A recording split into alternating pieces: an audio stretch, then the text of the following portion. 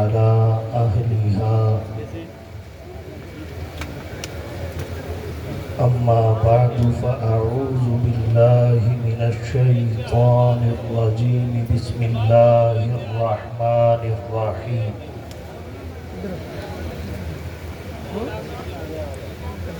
إنما يريد الله ليذهب عنكم الرجس أهل البيت ويطهركم تطهيرا وقال النبي صلى الله عليه وسلم إن مثل أهل بيتي فيكم مثل سفينة نوح من ركبها نجا ومن تخلف عنها هلك أو كما قال سبحان ربك رب العزة عما يصفون والسلام على المرسلين والحمد لله رب العالمين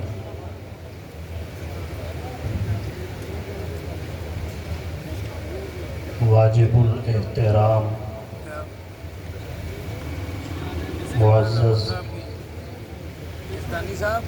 علماء کرام مشائخ عظام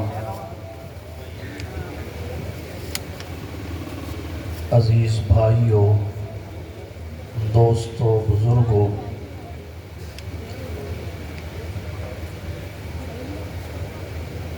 آج کی اس باوقار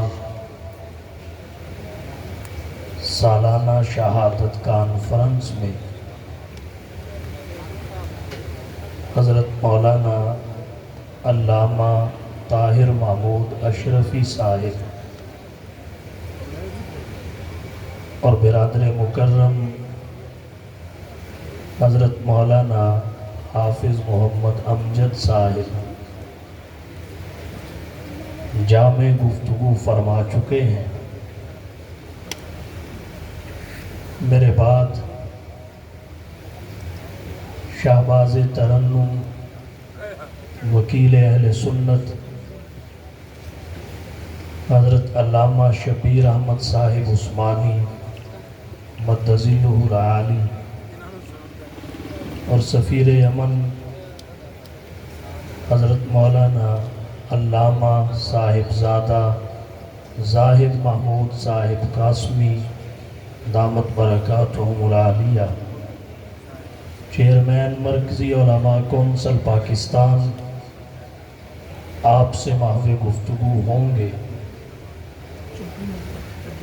مرکزی علماء کونسل پاکستان کے ذمہ داران کا جہاں اس عظیم الشان کانفرنس کے انعقاد پر شکریہ ادا کرتا ہوں, کامیاب کانفرنس پر مبارکباد دیتا ہوں, وہیں آج پہلی مرتبہ پہل گفتگو کا وقت ملنے پر بھی ان کا شکریہ ادا کرتا ہوں. مختصر وقت میں اہل بیت اطہار رضی اللہ تعالی عنہم اجمعین کا تذکرہ کروں گا. ذکر اہل بیت کے متعدد زاویے ہیں, کئی جہتیں ہیں. ایک جہت جسے حقوق اہل بیت کہتے ہیں وہ اس وقت میرے پیش نظر ہے. اہل بیت کی مراد اور مصداق کے تعین پر گزشتہ سالوں میں کچھ معروضات آپ کی توجہ کی نظر کر چکا ہوں.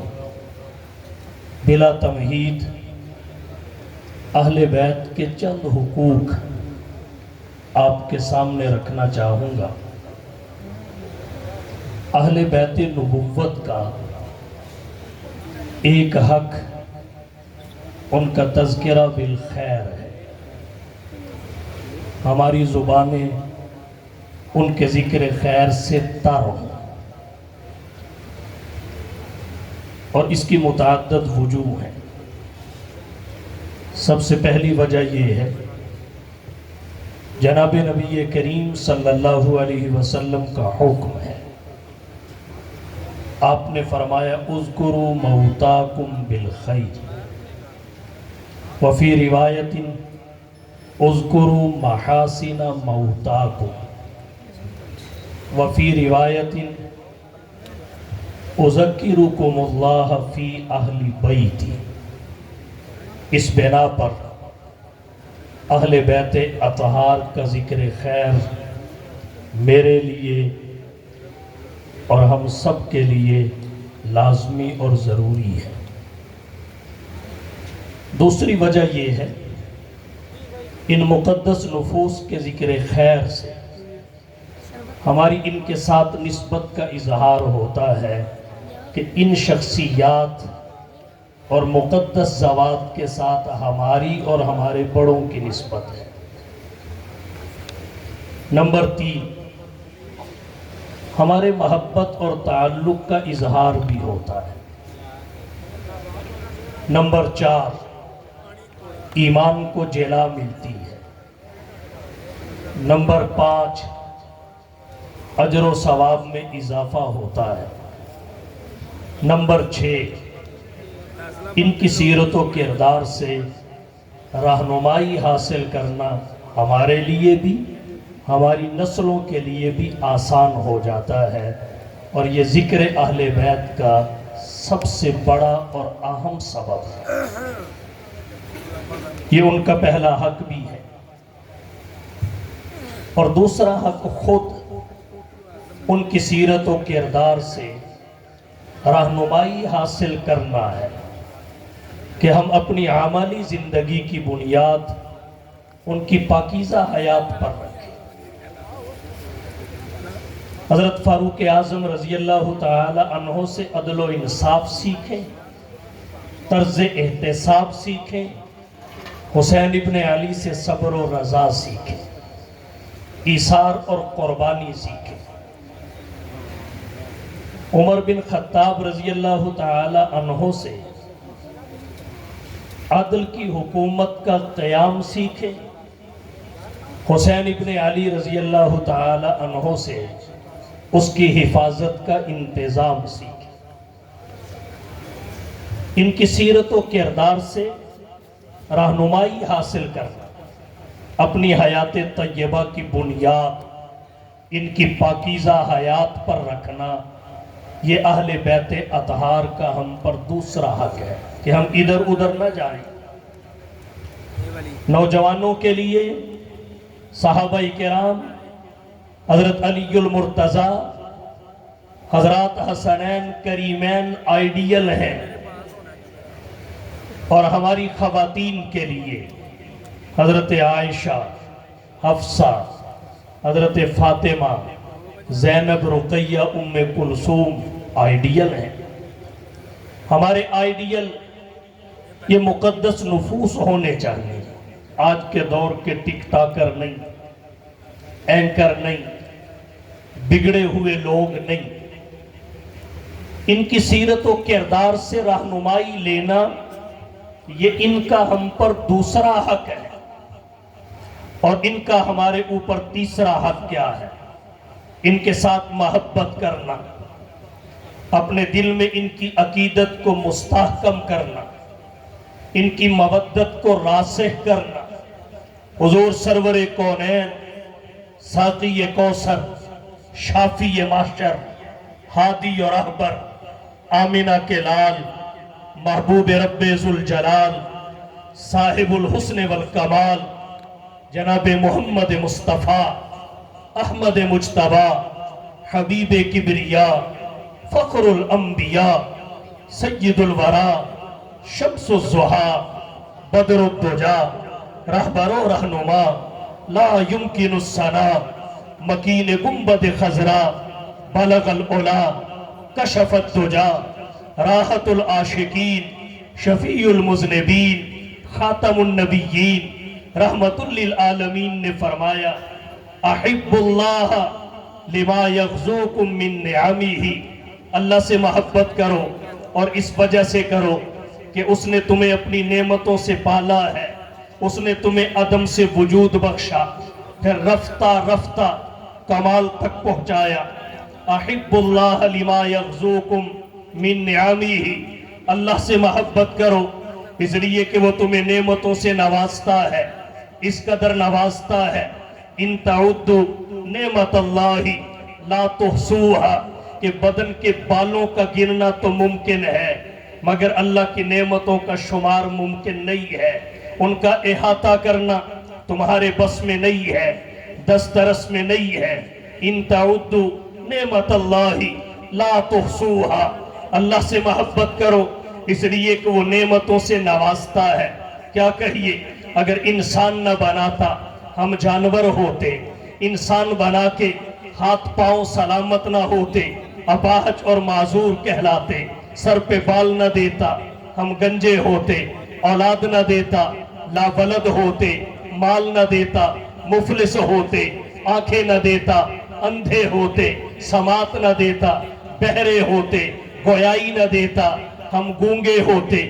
احب اللہ لما یغزوکم من نعمہ، اللہ سے محبت کرو اس لیے کہ وہ اپنی نعمتوں سے نوازتا ہے جن کا احاطہ تمہارے بس میں نہیں ہے، دسترس میں نہیں ہے۔ پھر حضور سرور عالم صلی اللہ علیہ وسلم نے فرمایا فقط اللہ سے ہی محبت کافی نہیں ہے، احبونی لحب اللہ، مجھ سے بھی محبت کرو۔ اور میری محبت کی وجہ کیا ہے؟ اللہ کی محبت۔ اور تیسرے نمبر پہ فرمایا احب اہل بیتی لحبی، میرے اہل بیت سے بھی محبت کرو۔ اور کیوں کرو؟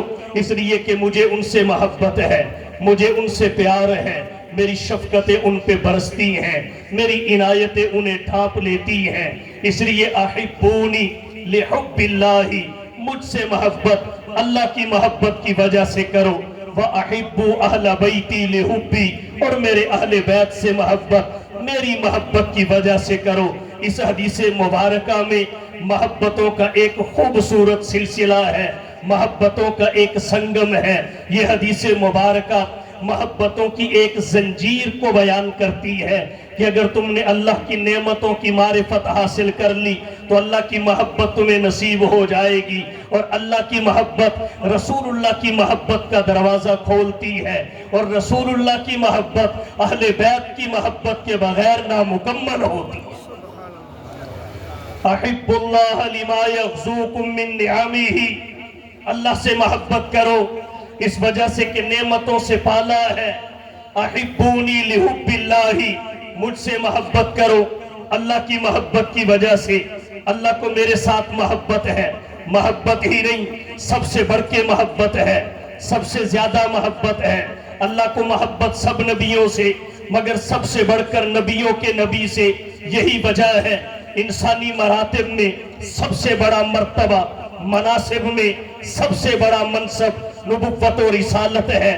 باقی انبیاء کو نبوت و رسالت جو عطا ہوئی وہ نبوت محمدی کا فیض تھی، اور آمنہ کے لال کو جو نبوت عطا ہوئی، بانی دار العلوم دیوبند، حجت الاسلام والمسلمین، قاسم العلوم والخیرات، منبع فیوز و برکات، صاحب آب حیات حضرت مولانا محمد قاسم نانوتوی رحمہ اللہ کا فرمان موجود ہے۔ فرماتے ہیں انبیاء کی نبوت نبوت محمدی کا فیض ہے، اور حضور سرور عالم صلی اللہ علیہ وسلم کی نبوت ذاتی ہے۔ انبیاء سے محبت ہے، انہیں نبوت عطا کی، حضور کے ساتھ سب سے بڑھ کے محبت ہے، اس لیے ختم نبوت بھی عطا کی۔ انبیاء سے محبت ہے، انہیں محدود نبوت عطا کی، آمنہ کے لال کے ساتھ سب سے بڑھ کے محبت ہے، اس لیے غیر محدود نبوت عطا کی۔ یا صاحب الجمال ویا سید البشر، یا صاحب الجمال ویا سید البشر، من وجہک المنیر لقد نور القمر لا يمكن الثناء کما کان حقہ، بعد از خدا بزرگ توئی قصہ مختصر، وہ رب آپ شاہ عرب، وہ خدا آپ مصطفیٰ، اس کی ربوبیت آپ کی نبوت، اس کی الوہیت آپ کی ختم نبوت، اس کی خدائی آپ کی نبوت اور مصطفائی، یہ ساری کائنات رب کی الوہیت اور ربوبیت کے لیے 1 یونٹ اکائی، آپ کی نبوت کے لیے 1 یونٹ اکائی، اس کی خدائی کی کوئی حد نہیں، آپ کی نبوت اور مصطفائی کی کوئی حد نہیں، وہ رب العالمین ہے، آپ رحمت للعالمین ہیں۔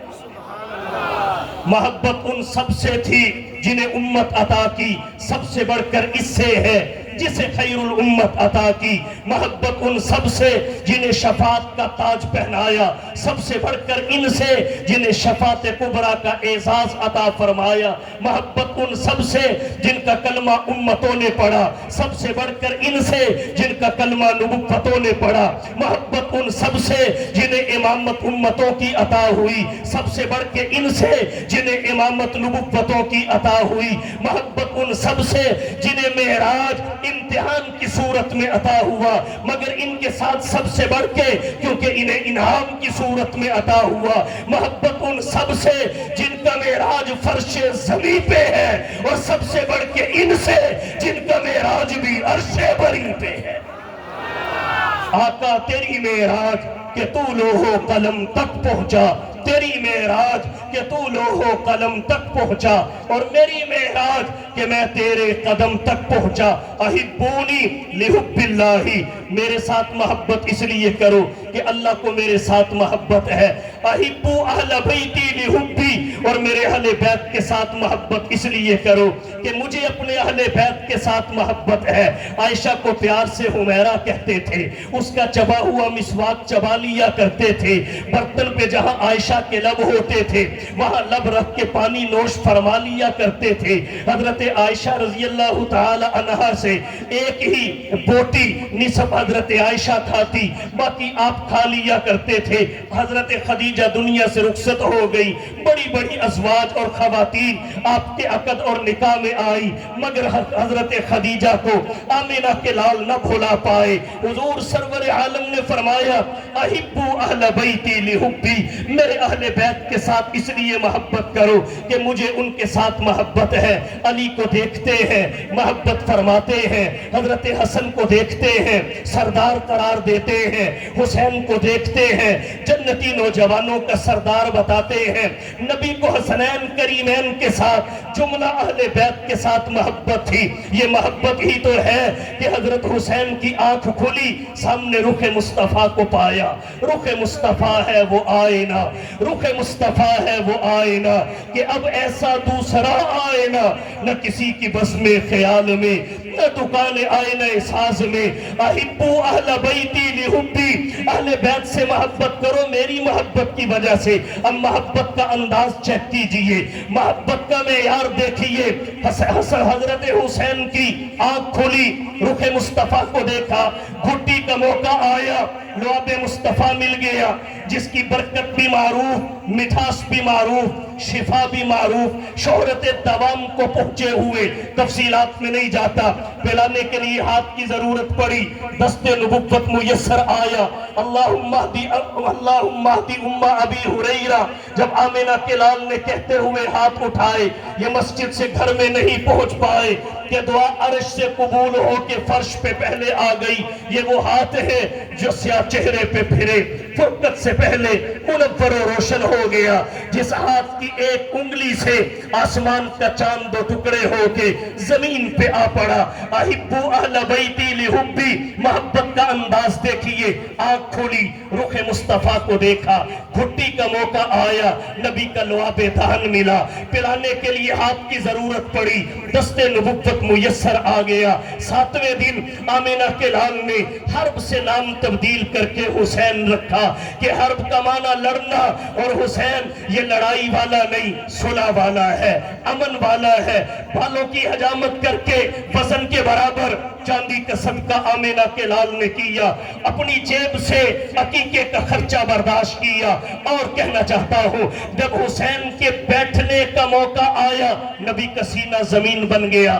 حسین صدر نبوت پہ بیٹھ کے بیٹھنا سیکھا، سینہ مصطفیٰ پہ بیٹھ کے بیٹھنا سیکھا۔ جب چلنے کی مشق کا موقع آیا انگشت نبوت دستے حسین میں تھما دی گئی۔ حسین نبی کی انگلی پکڑ کے مدینہ کی گلیوں میں چلتا رہا، سجدے کی حالت میں نبی کی پشت پہ سوار ہوئے، سجدہ طویل ہو گیا۔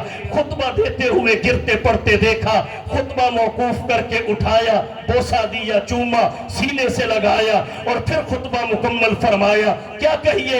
احبو اہل بیتی لحبی، میرے اہل بیت کے ساتھ محبت کرو اس لیے کہ مجھے ان کے ساتھ محبت ہے۔ تبھی آمینہ کے لال حسین کے بالوں کو چومتے تھے اور بالوں کو چوم کے بالوں کو سونگ کے فرماتے تھے کہ یارو مجھے ان بالوں سے جنت کی خوشبو آتی ہے۔ حضرت فاطمہ سے کہتے بیٹی فاطمہ حسین کے رونے کی آواز میرے تک نہ آنے دیا کرو، نانا محمد سے برداشت نہیں ہوتا جب میرا حسین روتا ہے۔ احبو اہل بیتی لحبی، میرے اہل بیت سے محبت کرو اس لیے کہ ان کے ساتھ مجھے محبت ہے۔ یہاں ایک بات اور عرض کرنا چاہوں گا، اللہ کے نبی نے اہل بیت نبوت سے محبت کو لازم قرار دیا ہے۔ اس کی ایک وجہ جہاں یہ ہے کہ ان سے محبت میری محبت کی ایک شاخ ہے، میری محبت کا تتمہ ہے، میری محبت کا تکملہ ہے۔ وہاں ایک وجہ یہ بھی ہے کہ یہ نبی کے گھرانے والے ہیں اور نبی کے گھرانے والے وہ خوش نصیب افراد ہیں، وہ خوش نصیب نفوس ہیں جنہوں نے وحی کو اترتے دیکھا، جبریل کے اترنے کے احوال کا مشاہدہ کیا۔ نبی کے گھرانے والے وہ ہیں جن پہ اللہ کی رحمتیں چھم چھم برستی تھی، خصوصی عنایات اترتی تھی۔ نبی کے گھرانے والے وہ ہیں جنہوں نے نبی کی جلوت کو دیکھا، نبی کی خلوت کو دیکھا، نبی کے فرائض کو دیکھا، سنن اور نوافل کو دیکھا، جنہوں نے نبی کی صبح کو دیکھا، نبی کی شام کو دیکھا، نبی کے دن کو دیکھا، نبی کی رات کو دیکھا، نبی کو سوتے دیکھا، نبی کو جاگتے دیکھا، نبی کو آتے دیکھا، نبی کو جاتے دیکھا۔ یہی وہ افراد ہیں جنہوں نے نبی کو گھر کا کام کرتے دیکھا۔ یہی وہ مقدس نفوس ہیں جو بتا سکتے ہیں تہجد کے لیے کب اٹھتے تھے، وضو کیسے کرتے تھے، گھر میں تہجد کیسے پڑھتے تھے۔ یہی بتا سکتے ہیں حضور کا انداز تربیت کیا تھا، یہی بتا سکتے ہیں نبی کا ازواج کے ساتھ حسن سلوک کیا تھا، یہی بتا سکتے ہیں نبی کی گھریلو زندگی کیسی تھی، یہی بتا سکتے ہیں نبی کے شب و روز کیسے تھے۔ تو یہ وہ گھرانے والے ہیں، ان کا کیا کہیے؟ اللہ کے نبی نے فرمایا احبو اہل بیتی لحبی، میرے اہل بیت سے محبت کرو اس لیے کہ مجھے ان سے محبت ہے، اور پھر اس لیے بھی اہل بیت سے محبت کہ یہ میرے گھرانے والے ہیں اور یہی سب زمانے والے۔ اللہ اکبر، شان اہل بیت زندہ باد، بات اہل بیت زندہ باد، کام اہل بیت زندہ باد، تکبیر اللہ۔ اور کہتا ہوں ان سے محبت کیوں ضروری ہے؟ اس لیے کہ اللہ نے انہیں تطہیر کی فضیلت عطا کی ہے، تفصیلات میں نہیں جاتا۔ انما یرید اللہ لیذہب عنکم الرجس اہل البیت ویطہرکم تطہیرا۔ ان سے محبت کیوں کرو؟ ایک وجہ یہ بھی ہے کہ ان کی زندگی ہمارے لیے اسوہ ہے، ان کی شخصیت ہمارے لیے آئیڈیل ہے، ان کی ہستیاں ہمارے لیے ماڈل ہیں۔ آئیے ہم سیکھیں ان کے زہد و ورع سے، ان کی علم و حکمت سے، ان کی سخاوت و شجاعت سے، ان کی عدالت و شرافت سے، ان کے فہم و ذکا سے، ان کے جود و سخا سے، ان کی بندہ نوازی سے، ان کی غریب پروری سے، ان کے انوارات و برکات سے۔ ہم سیکھیں ان کی غریبی و امیری سے، ان کی جوانی و پیری سے، ان کی گدائی و بادشاہی سے، ان کی مستی و پارسائی سے، ان کے رنج و راحت سے، ان کے حزن و مسرت سے، ان کے امن و جنگ سے، ان کی امید و ترنگ سے۔ یہ ہمارے لیے رہبر ہے، یہ ہمارے لیے رہنما ہے۔ جس طرح عمر بن خطاب کی سیرت عدل سکھاتی ہے، انصاف سکھاتی ہے، احتساب سکھاتی ہے، رعایا کی خبر گیری سکھاتی ہے، ہمدردی سکھاتی ہے، حمیت اور غیرت سکھاتی ہے، اہل بیت کی سیرت، حسین کی سیرت، حق پہ ڈٹ جانا سکھاتی ہے، طاقت کے سامنے سر نہ جھکانا سکھاتی ہے۔ کٹا کر گردنیں اپنی بتلا گئے کربلا والے، کٹا کر گردنیں اپنی بتلا گئے کربلا والے، کبھی طاقت کے آگے جھک نہیں سکتے خدا والے۔ اے کربلا کی خاک اس احسان کو نہ بھول، تڑپی ہے تجھ پہ لاش جگر گوشہ بطول، حسین کے لہو سے تو رنگین ہو گئی، سیراب کر گیا تجھے خون رگے رسول۔ شہداء اسلام شہداء اسلام باتِ صحابہ باتِ اہل بیت، گلی گلی نگر نگر، گلی گلی نگر نگر۔ اہل بیت سے محبت کیجئے۔ اور یہاں ایک بات اور عرض کرنا چاہتا ہوں بڑے ہلکے پھلکے انداز میں، پریشانی کی کوئی بات نہیں ہے۔ اہل بیت سے محبت فقط جذباتی نعرے کا نام نہیں ہے، ان کے صبر و رضا کو اپنانے کا نام ہے، ان کی تعلیمات اور اخلاق کی پیروی کا نام ہے، ان کی سیرت و کردار پر اپنی سیرت و کردار کو استوار کرنے کا نام ہے۔ تو یہ اہل بیت نبوت کا حق ہے، اور اہل بیت نبوت کا ایک حق ان کا ادب اور تعظیم ہے۔ کیوں؟ اس وجہ سے کہ انہیں حضور کے ساتھ نسبت ہے، ان کی تعظیم نبی کی تعظیم ہے، ان کا ادب نبی کا ادب ہے، ان کی شان میں بے ادبی نبی کی شان میں بے ادبی ہے۔ نسبت مصطفیٰ کی وجہ سے کہنے والے نے کہا نسبت مصطفیٰ بھی عجب چیز ہے، نسبت مصطفیٰ بھی عجب چیز ہے، جس کی نسبت نہیں اس کی عزت نہیں۔ اور میں کہنا چاہوں گا میری عزت کا باعث ہے نسبت تیری، میری عزت کا باعث ہے نسبت تیری، ورنہ ہرگز نہیں کوئی خوبی میری نبی کی نسبت کی وجہ سے۔ مکہ مکہ ہی نہیں مکرمہ ہے، مدینہ مدینہ ہی نہیں منورہ ہے، اس کی مٹی مٹی ہی نہیں خاک شفا ہے، نبی کی پسندیدہ سبزی کدو ہی نہیں کدو شریف ہے۔ نبی کی نسبت کی وجہ سے جب صحابہ کرام ہیں تو نبی کی نسبت کی وجہ سے اہل بیت عظام ہے، نبی کی نسبت کی قدر ہے، نبی کی نسبت کی شان ہے،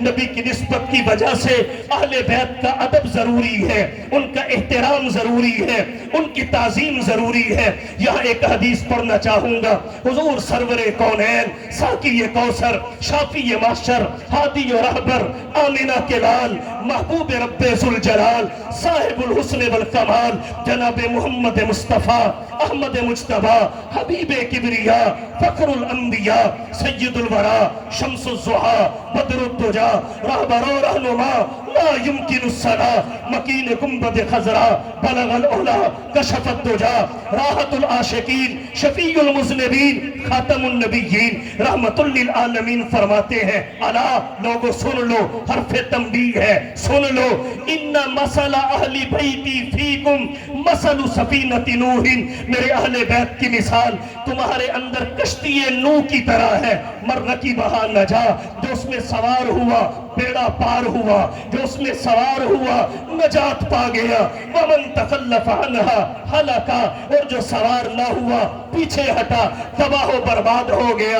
احباب کرام بات کو توجہ سے سنیے، کشتی نوح فقط لکڑی کے چند تختوں کا نام نہیں تھا، کشتی نوح فقط لکڑی کے چند مجموعوں کا نام نہیں تھا، بلکہ یہ وسیلہ نجات تھی، یہ راہ نجات تھی، یہ امن اور حفاظت کا ضامن تھی، یہ تختیوں کا مجموعہ نہیں تھا۔ آمنہ کے لال نے اہل بیت کو کشتی نوح کی طرح قرار دے کے یہ بتایا ہے کہ فتنوں کا سیلاب ہے، افراط و تفریط کی مہلک موجیں ہلاک کرنے پہ تلی ہوئی ہیں، فتنوں کی کثرت ہے۔ اگر بچنا چاہتے ہو افراط و تفریط سے، بچنا چاہتے ہو تباہی اور بربادی سے، بچنا چاہتے ہو ہلاکت سے، بچنا چاہتے ہو تباہی سے، تو جیسے نوح کی کشتی میں بیٹھنے والے طوفان نوح سے بچ گئے، جو نہ بیٹھے مکانات زیر آب آئے، زمین بوس ہو گئے، عمارتیں منہدم ہو گئی، درخت اور کھیت برباد ہو گئے،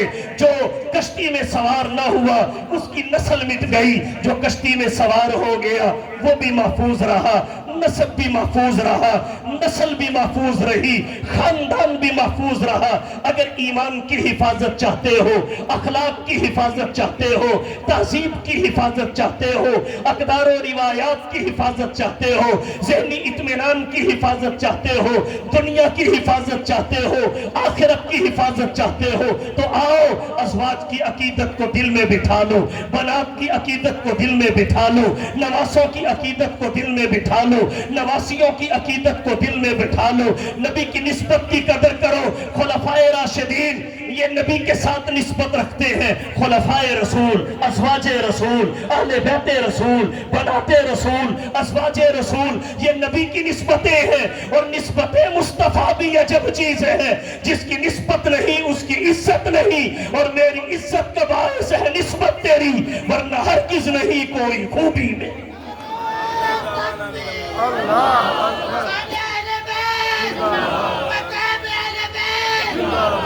وآخر دعوانا الحمد